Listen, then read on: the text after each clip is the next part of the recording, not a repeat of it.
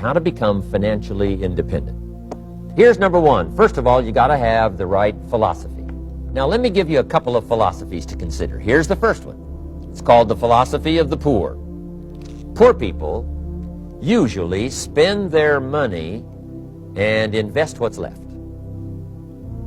That's the philosophy of the poor. Now, here's the philosophy of the rich. Rich people invest their money and spend what's left. And here's the startling answer. It really doesn't matter what the amount is. What's most important is not the amount. What's really important is the philosophy. So I would ask you to adopt this philosophy. And I've got a little formula that I'm going to share with you. Now, what should a child do with $1? Here's one opinion. It's only a child and it's only $1. What difference does it make? Well, in my opinion, it makes all the difference in the world. A person's economic future starts with a child with $1. Somebody says, oh, no, you're only young once. Let him spend it all. Well, when would you hope that would stop? Somebody says, well, wait till he's 50 and broke like me and then he'll learn. Well, no, we don't want to wait that long. So what should a child do with $1? Here's the simple premise to begin with. Don't spend it all. And if a child wants to spend the whole $1, you got to say, hey, don't spend it all. They'll say, why not? It's my $1. I earned it. You say, I know you earned it, but don't spend it all. They'll still say, why not? Say, let me show you why not. So you put them in your car, take them to the other side of town, and show them where people live that spend the whole $1. Just drive them around. Kids learn best by visual. Just drive around and say, would you like to live here? Kid says, no. Would you like to live like these people live? Kid says, no, no. Then you can't spend the whole $1. So, kids will get the message. So, take them to the other side of town and show them around, unless you already live there, and then just show them around. Anyway, don't spend the whole $1. Now, let me give you my best view of what to do with $1. Here's my first bit of advice. Never spend more than 70 cents. Never spend more than 70 cents. Now, you got to pick some number, and the number you pick is going to be determined by your philosophy. It's going to be determined by what you've been taught or your experience teaching yourself. When I first met my teacher, Mr. Schoaf, I was at about 110% of each $1. And then I learned a whole better formula for financial independence. Number one, don't spend more than 70 cents. Now, kids say to me, well, okay, what do I do with the other 30 cents? And here's what I teach them. 10 cents for charity. We're helping people that can't help themselves. 10 cents to support worthy projects. Projects that you feel good about. 10 cents out of every $1. It's called being generous. Now, in my opinion, nothing teaches us character better than generosity. No class, no teacher, no book teaches character better than generosity. And the best time to start is when the amounts are small, because when the amounts get larger, sometimes it's a little more difficult. Giving 100,000 out of 1,000,000, someone says, oh, if I had 1,000,000, I'd give 100,000. I'm not sure. That's a lot of money. So the time to start is when the amounts are small. 10 cents out of the $1. Okay, next 10 cents I call active capital.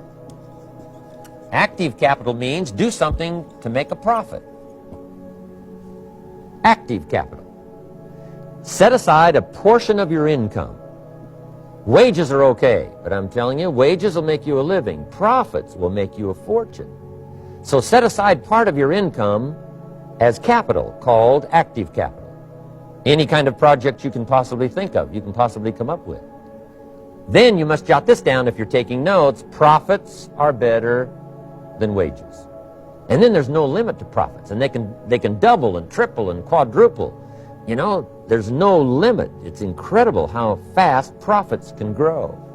So profits are better than wages. Wages make you a living. Profits make you a fortune. Now, the third 10 cents is vitally important. I call it passive capital. Capital you let somebody else use. A financial institution, stocks and bonds, mutual funds, whatever. Let someone else use it. You furnish the money. They use it to make a profit, but they pay you for the use of it, called interest. And here's one of the things that'll make you financially independent fairly quickly, and that's called compound interest.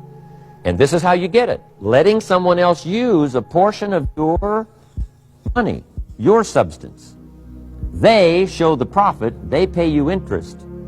And this passive capital, I'm telling you, over a sustained period of time, if you'll develop this little 10, 10, 10, and 70, you will be financially independent. You'll have the ability to live from the income of your own resources. And then one more point on passive capital. The borrower is servant to the lender. And if you want to be in a powerful position as you grow older, finally when you become mature, maybe have your own business, things have worked out for you for the future, the position you always want to be in is the power position. And that's called the lender. The lender is the power position. So if kids learn early enough, and then you ask them what they'd like to be when they grow up, I'm telling you, once they understand, they'll say, well, one of the things I want to be is one of those lenders. That's the power position, not the spender. No, you'll be pitied the rest of your life if you just become a spender. You got to become a lender. Can't we teach our children how to take $1, search the neighborhood, find a broken wagon, pay $1 for it, bring it home, clean it up, sand it until it's clean, paint it red till it shines, straighten out the wheels till they're true, take it back to the neighborhood, sell it for $5? Anybody can do that. Finding something, touching it, making it better, making a profit. Now, does the child deserve $4 profit? And the answer is yes. Society now has a mended wagon. Capital in the hands of the kids, capital in the hands of the people. Enterprises that make a profit, enterprises that grow. It's the hope of our future. So that little simple formula, I hope, will help you. Now, one more key on financial independence, and that is attitude. Attitude. Here's number one. I used to say, I hate to pay my bills. My teacher straightened me out on that. He said, let's see, Mr. Owen, what you hate to do is pay $100 on an account and reduce your liabilities and increase your assets. I said, well, no, not if you look at it that way. He said, well, it all depends on how you look at it. So wouldn't you love to pay your bills, reduce your liabilities, increase your assets? You got to have that kind of attitude. I found out the same attitude about taxes. I used to say, I hate to pay my taxes. And Mr. Shove said, well, that's one way to live. But don't you understand? Taxes is how we care and feed the goose that lays the golden eggs. Wouldn't you want to do your share? Someone says, yes, but the goose eats too much. Probably true. But hey, we all eat too much. We all need to go on a diet. Better a fat goose than no goose.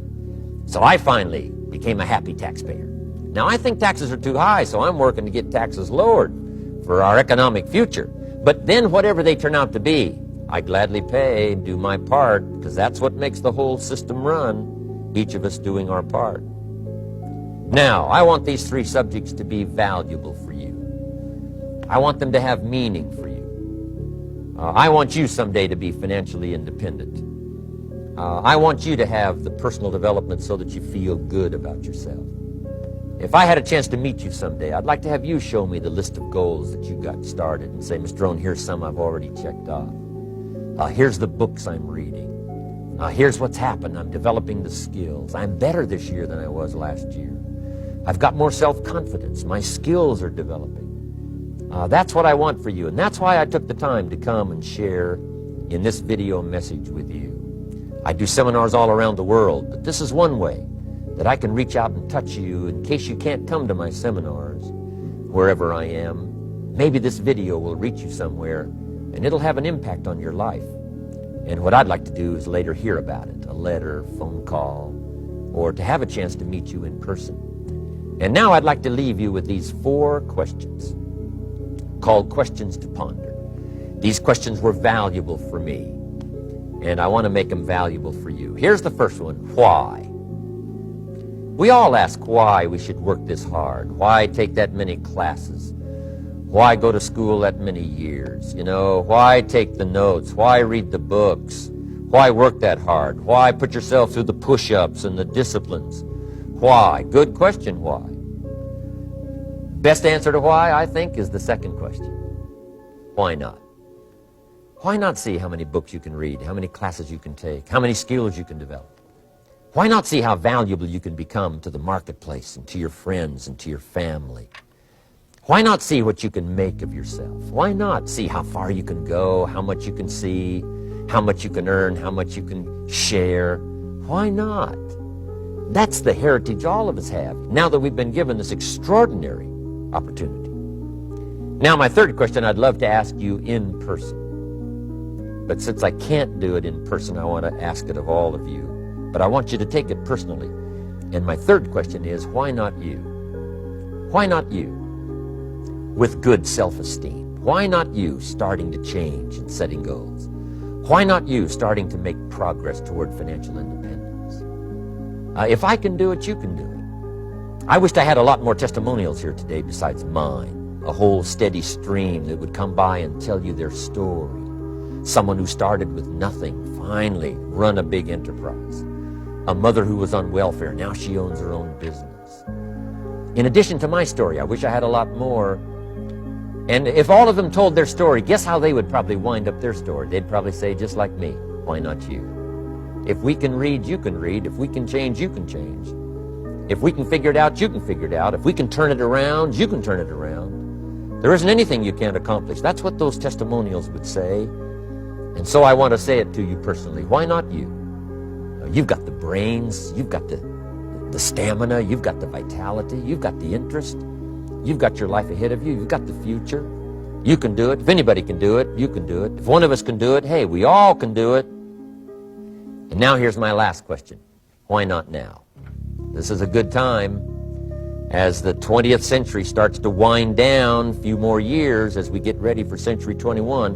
What a good time to set your goals, work on yourself, work on your skills.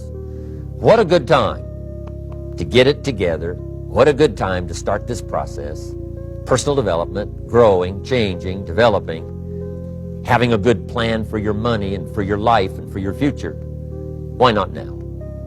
And I hope I have a chance to see you one of these days and share with you the experience, the reaction, response you might have had from my message today. And until I get a chance to see you on this side of the world or the other side of the world, in some school or some seminar, I want all that I have gotten to be yours and much, much more. God bless. Goodbye.